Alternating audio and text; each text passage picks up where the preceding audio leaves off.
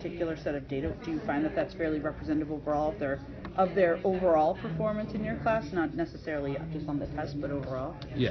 I would say for 1 and 2, yes. Yeah. Yeah. But there's going to be 7 or 8 students who are in the green, level 4, who aren't reading at grade level. Yeah, I don't know how STAR does that grade equivalency. So they're also, and they're looking at note that it's like 7 point whatever or 8 point whatever. So that's like 7.5 is where a student should be midway through 7th grade, and I think that what they're doing there for level 4 is starting them saying that like saying this is you're about where you should be like ending 7th grade, and that's like sort of an acceptable level or whatever. Because it's significantly different. That's probably why. Yeah. I mean, I don't know what they're doing, sort of, in their little black box, kind of behind the scenes of how they're figuring this, but. The levels on the scale score. The scale score. And I don't know if the scale score is tied directly to the grade equivalency. I would assume that it would be. But like you said, the first kid in level 4 is at 7.5. So it's not a significant drop. Yeah. Is it possible to? No, and I think to that point, Harry, when we work with the PCG, when that hopefully sooner or later gets up and running, that we have identified cut scores that will determine early warning. So it'll take the scores that they have on this in addition to their grades, and it creates a cut score that identifies them as in need or potentially in need, and then we can kind of problem solve through departmentally what each individual student needs. So that's going to use a couple data points. Correct, multiple. Because we can't just rely on one for all, especially one like this where if a student doesn't take it 100% seriously, we may see a substantial drop. If the kid really works hard one day, you can see a substantial gain. Are grades a valid additional measure? Because they should be, but are they? We've had conversations about grade inflation and that kind of thing. Is it? We're having that conversation, I think, but right now our grades that the people put in Power School and unit tests and other assessments, we have it. We need to use it, and until we can figure out that's another discussion for a bigger. Is it possible to dig deeper into this assessment to see where there'd be like consistent deficiencies? Like looking at the numbers in their score is one thing, but unless you're able to kind of look at where there's a consistent deficiency, you can't really make an assumption as to. You're talking about a skill based? You mean analyze? Every one of every reports off a STAR, and we're doing a training in a week and a half about that with our math and ELA to be able to really pare it down and be able to determine what skill is it and how can we create assessments that are working in lessons that are interventions that are working on that particular skill that we're seeing an issue with. Well, I think that's a great point to make the assumptions as to how to improve. Yeah, because I would think you'd move trying to take the individuals out of it, yet move individuals. That would, I think, if you figure out my assumption.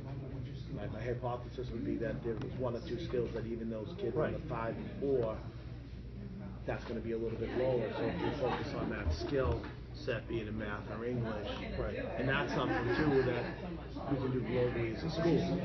Because if we have a specific skill set in ELA, we can involve history and STEM courses and such to pull that in. I think that's a great point, because not all of this is accessible to everyone. Right. It's kind of like just based on the 2, math and ELA. So I think it would be great to be able to disseminate and share that information. Like we do with MCAS. We used to do with MCAS when we get real detailed reports and give us something we can look at. So I sent out. We should just make it more protocol. I sent out the individual student scores, which show their standard scores. So Park gives you individual student scores on each standard.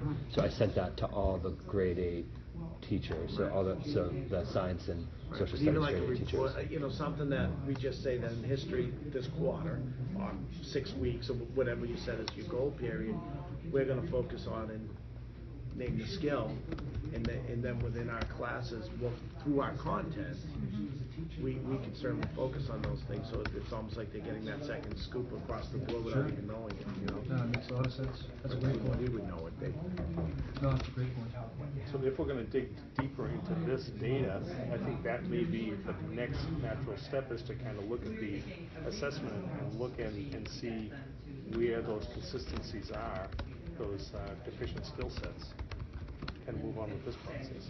I think that though is something that you're gonna do more at the individual teacher level, like we're not gonna sit Right. here and do this and tell Brian what he's gonna do in his. Right, I think that the goal is for us to be able to kind of work through some global data sets, and then be able to say, all right, when you go into your PLC or in the math department, if Sue Pettingill has a concern, I would expect that she goes and brings that to the department to be able to look at those skills and the problem solved through this protocol with people that are of the like mind and like content, like discipline. And I've already seen it. I've seen it in some of the English. I know Carrie's already started doing it. Brian started to do it too, to an extent. But this is the practice that I want us to be able to do at a global level to kind of show, how we do this incrementally or sequentially.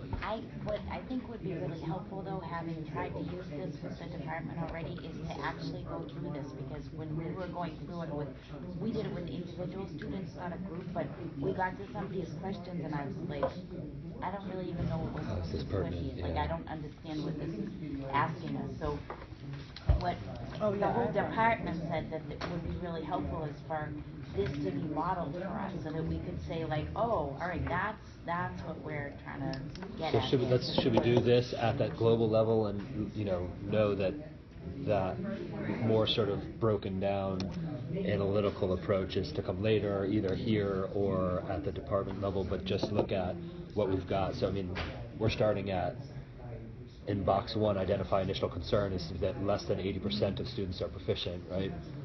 And then next box is using data, what is the current level of performance?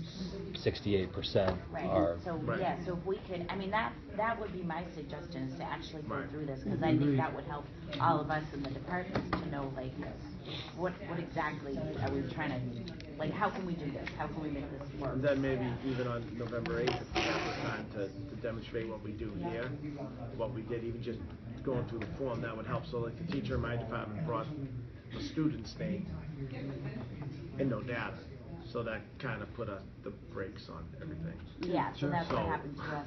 Right, Yeah. which, I mean, it was fine, I explained what I wanted and then talked with them, bring some stuff in, and we'll be much better off next week. But I think, and I agree with Carrie that this is the goal to kind of work through this and work out the kinks. But I also think too, it's important that math and English, they have a specific program that they use to monitor the data. Right. So I think it's important for other departments to determine what data do you want to use as your problem-solving kit in social studies, which is very different from another content or science, for example.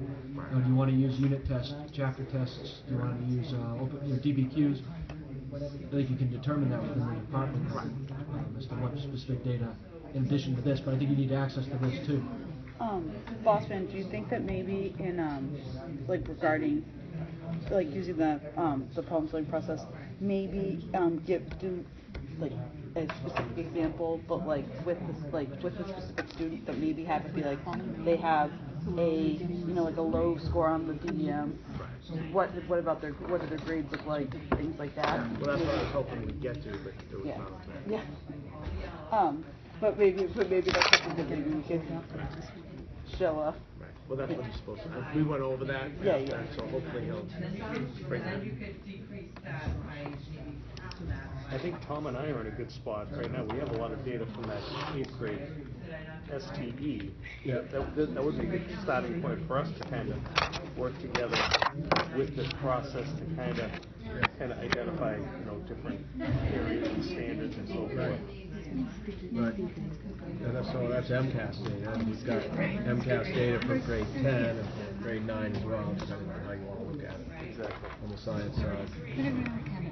So yeah, I mean, the formative data is important to get involved too. I think the grades, whether it's the ORQs or the unit exams, I think that's important.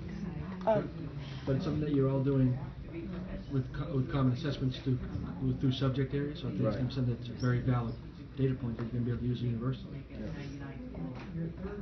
I'm sort of interested, Brent, just because some of these kids, just in your data set, and I get not necessarily, but just at the level 2, those were kids who were also in summer school, which I think might be a good data point to look at, who's in summer, who was in summer school, who needed to